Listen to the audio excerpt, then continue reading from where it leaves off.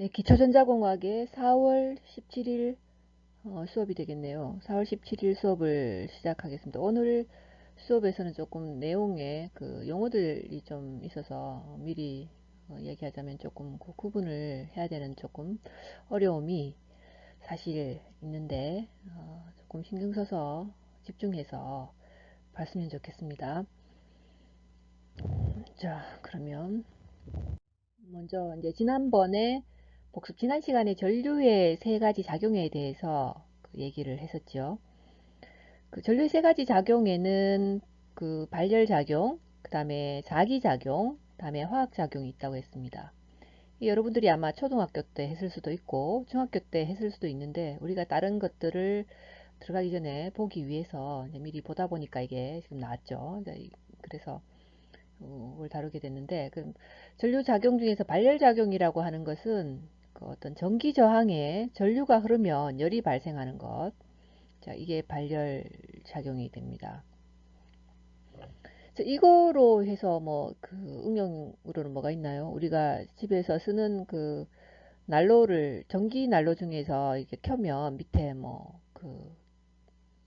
불이 들어오는 그 뭐 우리 약간 난방이 좀 부족하다 싶어서 난로를 켤 때가 있죠. 자, 그런 종류들의 활용을 하기도 하고, 뭐 필라멘트의 전구에 있어서도 발열 작용으로 인해서 전구도 발열 작용의 어떤 그 응용 방법, 응용의 어떤 예입니다.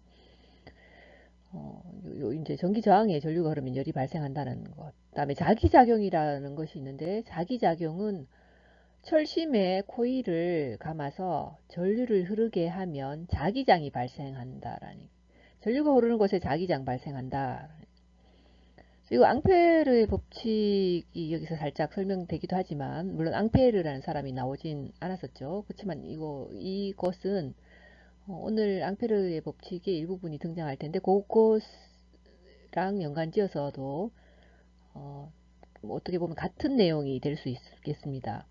그리고 자기작용의 어떤 응용의 예로서는 어, 발, 그 변압기 또는 그 모터라든가 이런 발전기 중에서 모터 종류들, 뭐 이런 것들이 자기작용에 의한 전류의 자기작용의 어떤 응용의 예가 되겠죠. 그리고 전류의 세 가지 작용 중에 화학작용이 있었죠. 화학작용은 전류의 어떤 작용의 여러 가지 물질의 화학 변화를 일으키도록 하는 것이 되겠습니다. 배터리 같은 것들을 보면 이제 전류의 화학작용에 의해서 뭐 어떤 그 응용이 될 수가 있습니다. 그래서 뭐 어떻게 전류에서 발열도 되고 자기도 되고 화학작용도 되나 뭐 그렇게 하지만 단순한 내용이지만 생각해 보면 이해를 할 수 있는 그런 내용이 될 거고요.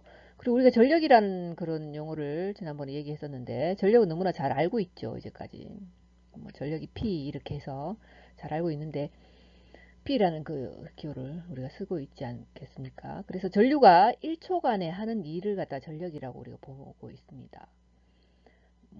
정의를 내리자면 이렇게 되는 것이고, 또 다르게 표현을 하면 1초간에 발생하는 열량이 1초간 할 수 있는 일이라고 보는 거죠.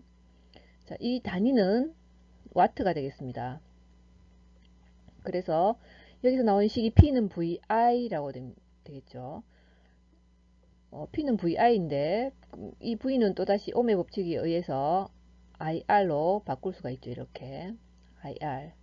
그래서 그걸 다시 쓰면은 I가 두 개가 되니까 I제곱 R이 되겠죠. 이렇게 I제곱 R이 될 수 있는데 이게 P가 I제곱 R이 된다는 얘기죠. 자, 근데 이 P는 VI라고 하는 것은 우리가 또 다른 여기서 한 가지 법칙이 지난번에 나왔었는데 줄의 법칙에서 이제 다루는 부분이 되겠습니다. 줄의 법칙에 대해서도 오늘 뭐 볼 수가 또가 있기도 합니다.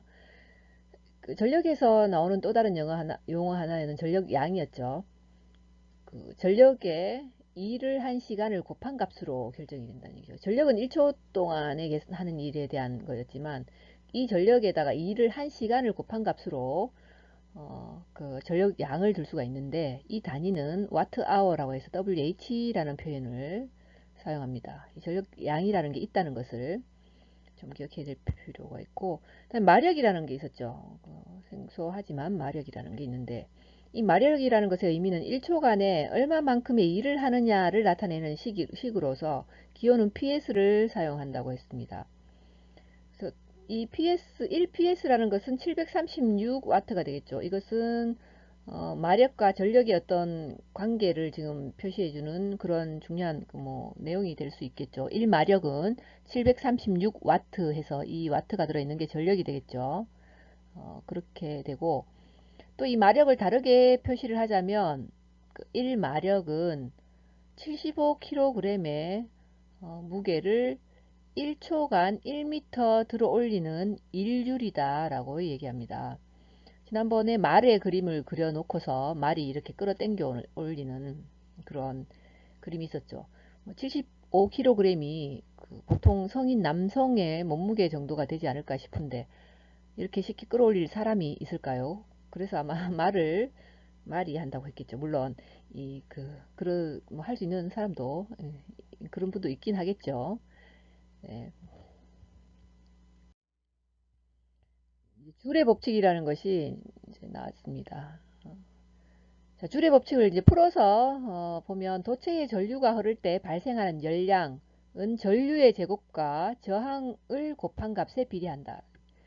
그래서 줄의 법칙에서 이 다루는 게 지금 P는 EI, P는 VI라는 얘기가 있었죠. 앞에서 봤던 그 식인데 이 줄의 법칙에서 전류가 흐를 때 발생하는 열량을 줄열이라고 우리가 말합니다. 결국 줄열은 전류가 더 세거나 또는 저항이 더 크면은 훨씬 더 커진다는 얘기가 되는 거죠. 그 값에 비례하기 때문에 열량을 단일 Q라고 보고 우리 읽을 때 줄이라고 이렇게 하죠. 그래서 이것은 I 제곱, 전류 제곱 곱하기 저항 곱하기 시간이라고 얘기했습니다. 이때 시간은 분 등이 아니고 초가 되겠습니다. 그래서 최소 단위는 초가 될 것이고 저항은 R이죠. 저항은 R인데 전류도 I지만 전류가 암페어일 수도 있고 미리암페어가 올 수도 있겠지만 저항도 역시 킬로가 올 수도 있겠죠. 자, 어떤 게 오든 열량 계산에는 지장이 없겠습니다. 이걸 다르게 또 적으면 발열량을 W라는 그렇게 표시로도 쓰기 때문에 W는 I제곱 R 이렇게만 표시하기도 합니다. 자, 이 줄의 법칙이라는 것은 우리가 다르게 많이 쓸 때 P는 VI, V 곱하기 I 이렇게 많이 쓰는데 지금 여기 EI, E가 역시 전압이라서 EI라고 표시를 했죠. 그다음 또 다르게 P는 I제곱 R이라고 앞에서 얘기를 했었습니다. 전류의 제곱 곱하기 저항하면 전력이 나온다라는 얘기. 또 전력은 다시 R분의 E의 제곱이 되겠죠. 이거는 다시 하면 어떻게 될까요? R분의 V의 제곱이라고 바꿔 쓸 수 있겠죠. E를 V로 표시하기 때문에 볼테지니까. 자, 이렇게 줄의 법칙을 표시할 수 있습니다. 우리가 알고 있는 그 전력과 줄의 법칙은 상당한 연관성이 있는 거죠. 자, 여기서 또 짚고 지나가야 될 그 한 가지가 있었는데 1줄이라는 것을 칼로리로 이제 환산할 때 0.24 칼로리라는 게 있었죠. 그래서 1줄은 0.24 칼로리이기 때문에 만약에 줄열을 칼로리로 변환을 할 때는 앞에다가 0.24를 곱해줘야 되는 거죠. 그래서 0.24 곱하기 전류의 제곱, 전류 제곱 곱하기 저항, 곱하기 시간 이렇게 표현을 할 수 있겠습니다. 열량, 칼로리는 0.24 곱하기 전류 제곱, 곱하기 저항 곱하기 시간이다 라는 얘기죠. 시간의 기준은 초다라는 얘기입니다. 요렇게가 될 텐데 우리가 W는 I제곱 R이라는 여기 나오는 게 있죠. 다른 게 발열량 이렇게 있는데 또 교류에 대해서는 전류의 시료값을 I라 하면 이 식이 성립을 하는데 직류인 경우에는 도선의 양끝 사이의 전압 V는 옴의 법칙에 따라서 V는 IR로 주어지니까 이 관계식이라는 것은 W는 VI로 이렇게 나타낼 수 있다라는 얘기를.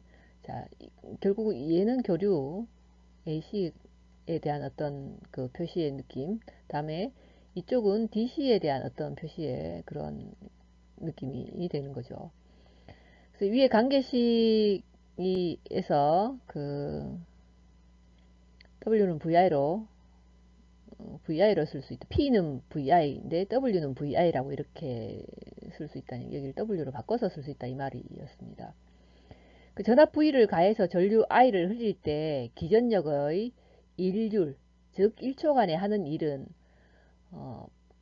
VI 와트이므로 줄의 법칙은 발열량이 기전력의 일률과 같다는 것을 사실상 말해주는 거죠. 중요한 말입니다. 발열량이 기전력의 일률과 같다라는 뜻이죠. 그래서 여기가 지난 시간에 어떤 내용이었고,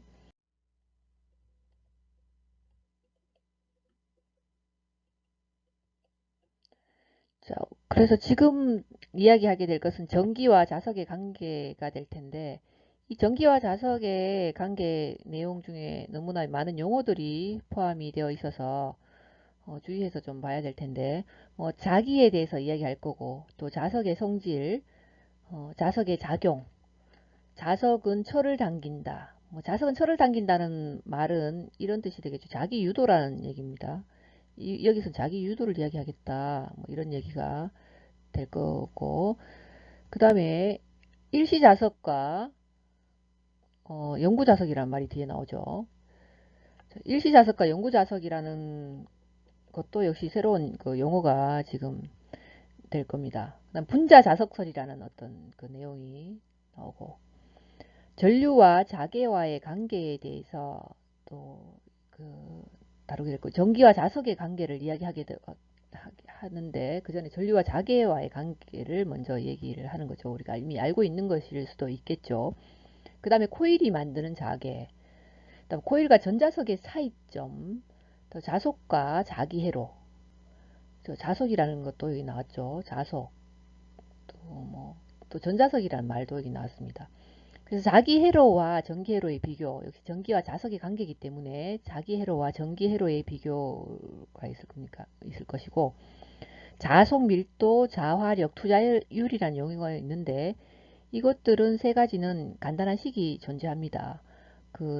아마 그 상위 과목에서 투자율, 어디에 전자의 투자율을 곱해야 된다든가, 이런 그 표현을 쓰기 때문에 자속 밀도를 곱한다든가, 그렇다 보니까 요것들은 요 용어들도 알아야 되고, 그 내용이 뭔지도 이해를 하고 있어야 됩니다.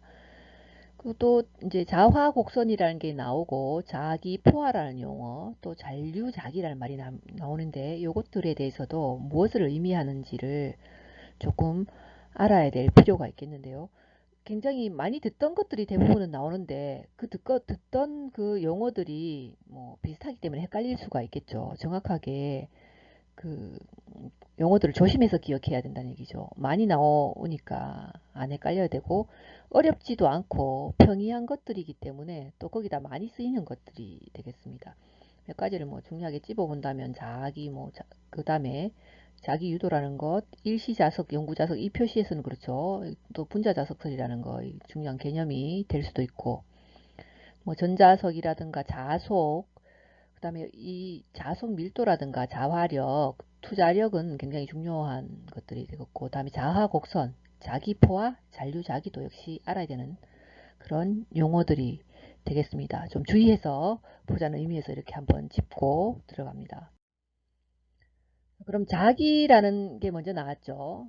그 자기라는 게 나왔는데, 자기는 자철광과 같은 그 어떤 강물이 철이나 니켈 등을 끌어당기는 힘을 자기라고 합니다. 왜 자철광이에요? 이렇게 말하겠지만, 자철광은 천연 자석입니다. 그래서 주요 성분이 FE라는 것, 또 O라는 것이 있는데, FE 3개랑 O 4개가 합쳐져서 어떤 자철광 성분을 이룬다는 얘기죠. 근데 얘는 어디 가서 가까이 되면 딸려오는 것들이 있죠. 그래서 강물 같은 것들이 이제 철들이 딸려온다는 얘기죠. 그래서 그런 힘을 끌어당기는 힘을 자기라고 하는데, 자석에는 자철광과 같은 자연 자석 외에 인공적으로 만든 그 연구 자석도 있고 또 그 모양에 따라서도 분류할 수가 있습니다. 우리 어릴 때 사용했던 것들이 뭐 인공적으로 만든 것들이 되겠죠. 어릴 때 뭐 초등학교 교실에서 사용한 그 자석들 아니면 사서 뭐 써봤다든가 그런 것들이 되죠.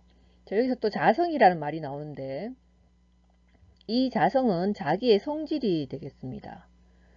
용어가 계속 등장을 하죠. 다음에 자석이란 말은 우리가 많이 썼던 말이죠. 자성을 가진 물체가 자석이란 얘기죠. 자성은 자기의 성질이고.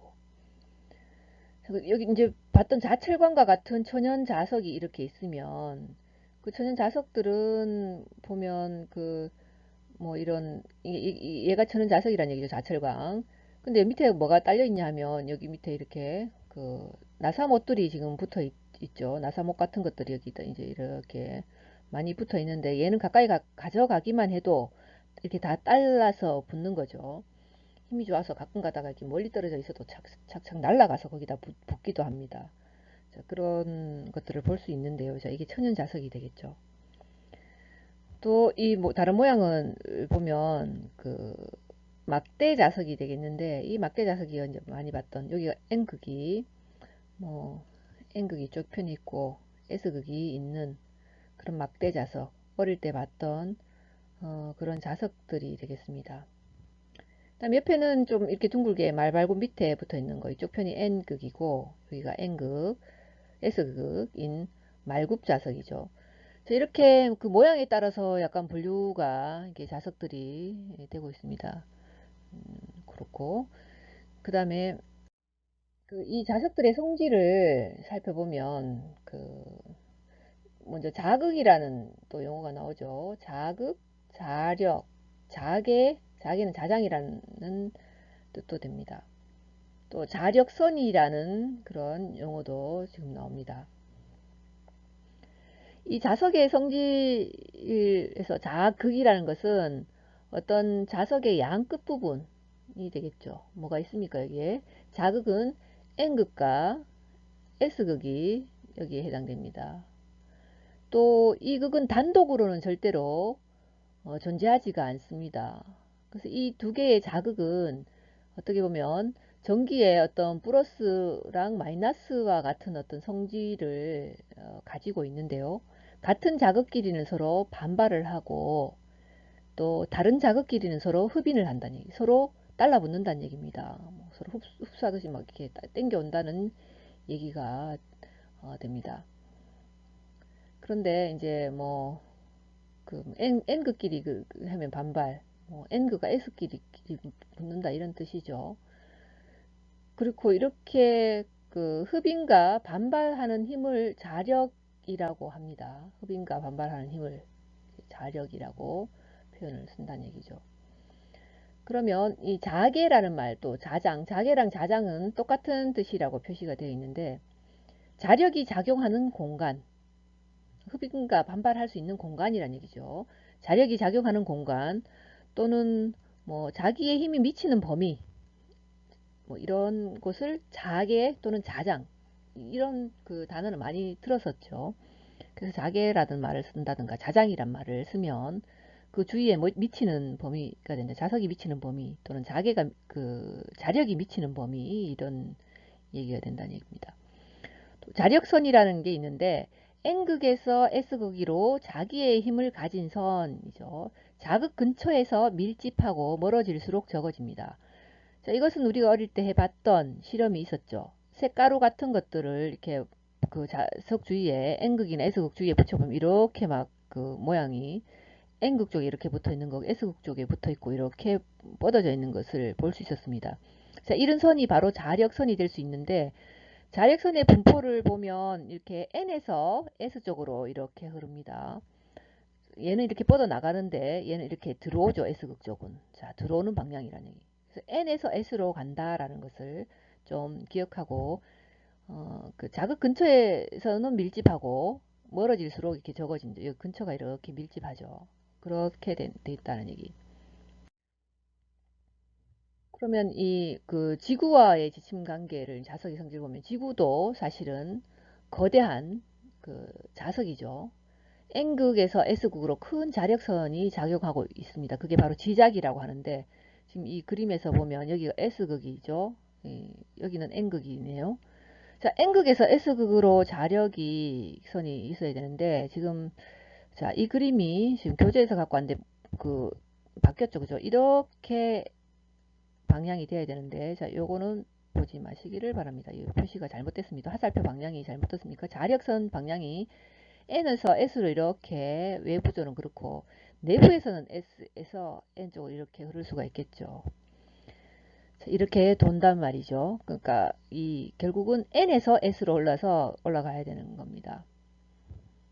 뭐 자석 가까이에 다른 자석이나 철편을 가져가면 이 철편에도 자력이 작용하는데 이와 같이 자력을 작용하는 공간을 자개 또는 자장이라고 한다 했습니다. 여기에 이제 그 지침을 붙이죠. 지침이 아닌 자침, 우리가 나침판 같은 걸 말하는 거죠. 자석을 자유로이 회전할 수 있게 한 것으로 항상 남북을 가리키는 것. 이 현상을 이용해서 방향을 알 수가 있습니다. 여기다가 나침판을 갖다 놓으면 위쪽이 지금 어떻게 N쪽을 향하죠. 왜 N쪽이 위쪽을 향하죠. 왜 그러냐 하면 여기 위에가 지금 S가 있기 때문에 이 N 방향이 위쪽으로 날아가는 겁니다. 지구는 북극 쪽이 S극입니다. 북극 쪽이 S극이고, 자, 사람들 거꾸로 이제 생각하는 경우가 있는데, 북극 근처를 S극이라고 하고, 남극 근처를 N극이라고 하는 거대한 자석이란 얘기죠. 지작이란 얘기입니다. 그래서 이 북극 근처에, 지금, 여기에 지금 N이란 얘기죠. 이쪽이 N이고, S죠. 자, 표시를 잘못했으니까, 자, 좀 치우고, 자, 여기를 북극이니까 S고 남극에 N이 있습니다. N이 있으면 지침을 넣으면 자, N이 어디에 딸려가냐면 S에 딸려가야 되죠. 그래서 N이 S에 딸려가려고 하다 보니 지금 이 여기 N이 있던 N이 지금 S에 딸려가는 겁니다.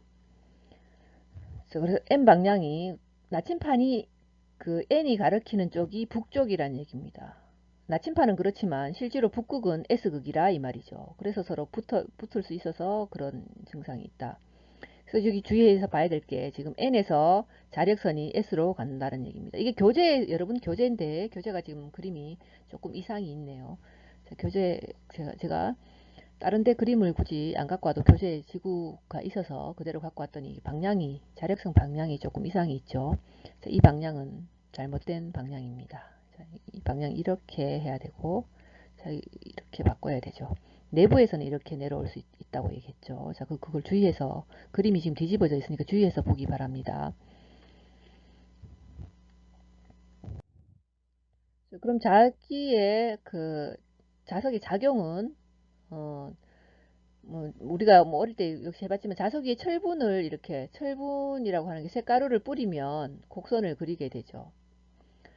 이 곡선을 그리는데 눈에 보이지는 않지만 자석의 N극에서 S극으로 자기의 힘을 가진 선, 이게 자력선이라고 했죠. 이 자력선이 나오기 때문에 이렇게 쇳가루가 이런 모양을 가진다는 얘기입니다. 여기서 보면 이렇게 놓여진다는 얘기죠.